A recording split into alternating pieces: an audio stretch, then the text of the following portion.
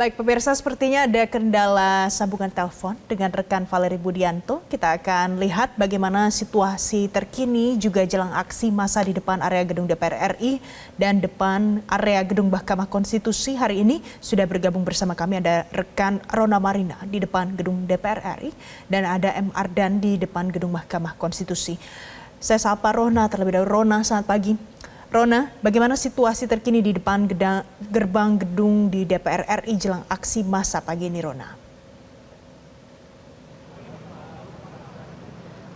Ya, baik Valen, kondisi terkini yang dapat kami laporkan langsung dari depan gedung DPR MPR RI. Saat ini suasananya sudah mulai ramai begitu, meskipun ini meskipun banyak dari awak media ini masih menunggu kedatangan dari para massa atau pengunjuk rasa, namun sudah terlihat ada beberapa massa yang datang begitu. Dan ini juga terlihat dari pengamanan kepolisian saat ini karena mereka juga tadi sudah apel terlebih dahulu dan saat ini sudah berbaris rapi untuk mengamankan massa yang hadir di depan gedung DPR MPR RI, karena memang untuk pengunjuk rasa ini memang akan berlangsung sekitar pukul 9 atau dimulai dari pukul 9.00 waktu Indonesia Barat tadi. Namun ini nampaknya agak molor sehingga hari ini atau di jam 9.45 ini baru berlangsung begitu. Dan suasana yang dapat kami laporkan dari sekeliling kami saat ini nampak ini seluruhnya tidak hanya awak media saja, namun ini sudah ada beberapa pengunjuk rasa yang sudah datang ke depan gedung DPR MPR RI. Dan ini tampak dari penjagaan kepolisian, yakni tim gabungan dari Polres Metro Jakarta Pusat bersama dengan dari Polda Metro Jaya. Kemudian kami tadi juga melihat adanya dari Satpol PP setempat juga yang membantu untuk mengamankan kondisi atau situasi terkini di depan gedung DPR MPR RI. Dan ini juga tampak dari pihak kepolisian juga masih terus berjaga, karena memang di depan para polisi ini saat ini sudah datang para pengunjuk rasa yang nantinya ingin agar Balik DPR ini tidak mengesahkan revisi dari RUU Pilkada yang kemarin dirapatkan, yakni mengenai dua hal yang sangat krusial. Dan untuk dari pihak kepolisian tadi pagi dari Kapolres Metro Jakarta Pusat Kombes Pol Susatyo Purnomo Condro ini mengatakan kepada awak media bahwa telah mengerahkan sebanyak 3.200-an personil yang ditempatkan di beberapa titik, yakni tidak hanya di depan gedung DPR MPR saja, namun di depan gedung MK, kemudian di depan gedung DPRD Provinsi Jakarta untuk mengamankan jalannya unjuk rasa pada hari ini. Karena memang Kapolres tadi juga mengatakan untuk pengunjuk rasa ini dilarang untuk membawa barang-barang yang berbahaya seperti senjata tajam, kemudian narkotika, hingga dengan senjata-senjata seperti pisau, pistol, dan lain sebagainya. Dan tampak ini para pengunjuk rasa juga masih nampak berkumpul begitu di depan kami saat ini.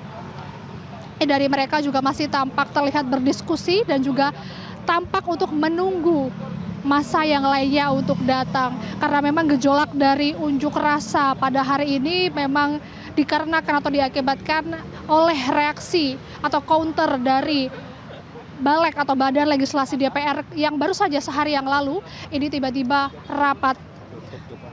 Sedangkan dan jika kita melihat lebih dekat lagi ini kita melihat sosok salah seorang tokoh, yakni Joko Anwar.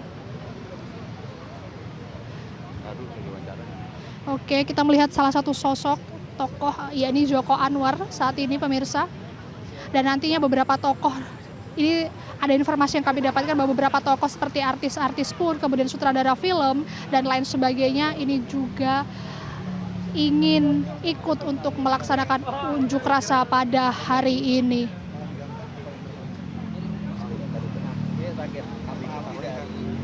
Demo dan host yang ditunjukkan hari ini terhadap Mas Joko Anwar dan juga teman-teman sineas dan seniman. Aku rasa ini semua akan mempengaruhi keputusan pemerintah, kebijakan pemerintah itu akan sangat mempengaruhi kehidupan kita, apapun profesi kita ya. Mungkin kalau dilihat sekarang secara ekonomi mungkin kita bisa bekerja dengan baik, kita bisa make living dengan sangat baik, berkecukupan, tapi apa gunanya kalau misalnya tata negara kita hancur gitu. Dan kalau kita ngomongin soal negara, ini kan impact-nya jangka panjang ya. Mungkin sekarang kita merasa bahwa kita aman, kita bisa hidup dengan tenang, tapi kedepannya seperti apa? Mengerikan sih kedepannya kalau dibayang-bayangkan bahwa ada penguasa yang bisa berbuat apa saja demi apapun yang mereka mau. Itu sih. Sekian dari saya, Mas. Cuma ya. Ya, baik, Mas Joko Anwar ini boleh sedikit dari Metro TV. Iya, Mas Joko ini sebagai sinias, Mas, apa hal utama yang menggugah hati Mas Joko Anwar untuk ikut turun ke lapangan pada hari ini? Saya sebagai warga sipil aja sebenarnya, tapi walaupun saya mungkin tidak artikulat ya untuk bersuara tentang tata negara, pemerintahan, tapi secara hati nurani kita bisa merasakan bahwa ini sudah kelewatan banget ya. Para penguasa sudah sangat vulgar banget menggunakan perkakas hukum untuk melenggangkan apa yang mereka mau. Selama ini kita mungkin diam, bersuara mungkin di sosial media, tapi kayaknya nggak cukup ya. Jadi butuh ada kita secara fisik berkumpul, semua elemen masyarakat, warga sipil, buruh, mahasiswa untuk bisa nunjukin bahwa masyarakat masih ada, rakyat masih ada, dan penguasa tidak bisa dengan seenaknya berbuat sesuka mereka, dan udah muak banget gitu rakyat, dan saya mewakili warga sipil yang udah muak banget aja sih. Dan kalau dari lingkungan Mas Joko sendiri ini mengajak siapa hari ini selain warga sipil biasa begitu, mungkin sesama sinias atau mungkin aktris atau mungkin yang lainnya? Kalau saya kebetulan kita punya beberapa asosiasi dan kelompok-kelompok di perfilman, ngobrolin juga, tapi nggak nunggu sih. Jadi kita masing-masing datang aja hari ini, nanti mungkin ketemu di sini, tapi nggak